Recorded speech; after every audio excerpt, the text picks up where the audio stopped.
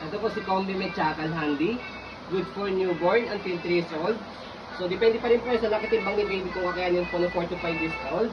Okay, so lightweight stroller po ito, full canopy, high-seated, reversible handle, and then A4 cast po yan. Ibig sabihin po, hindi lang po yung harapang likod ay harapang gulong yung nag-swivel, kundi yung likod din po kapag i-reverse po natin yung handle po niya. Okay, so ito po yung condition niya 1 by 1. So canopy, wala po yung faded, wala po discoloration. Ayan, ito po yung loob ng peekaboo. Okay, so yan. So half fold, pwedeng ganyan. Full fold, pwedeng ganyan. Okay, so sa pad, already wash. Ayan, meron newborn pad. Okay, so 5 harness, safe na safe si baby, wala po yung putol. Ayan, ito sa ilalim, ito sa ibabaw. Combine nyo lang po. Ayan. So, gagamitin nyo na lang po ito. Front handle, okay din po siya. Press dito sa gilid pag ilalagay si baby. So, yan. Okay.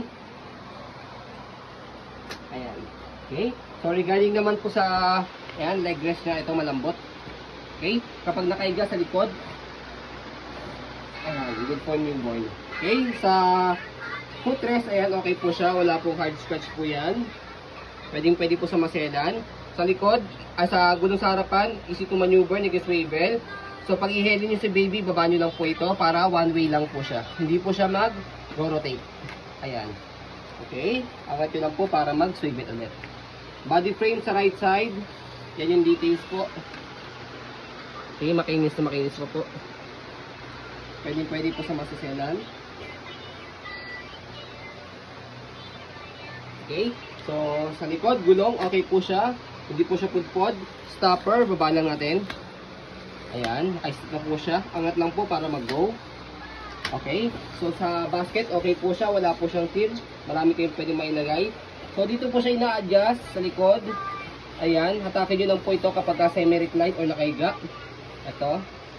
Okay, so kapag naman po iupo, press, hawakan nyo lang dito and then pull down. Okay, so regarding naman po sa body frame sa left side, ito po.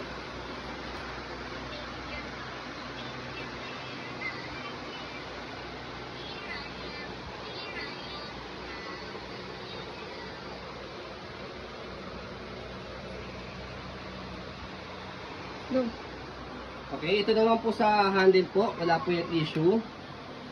Ayan.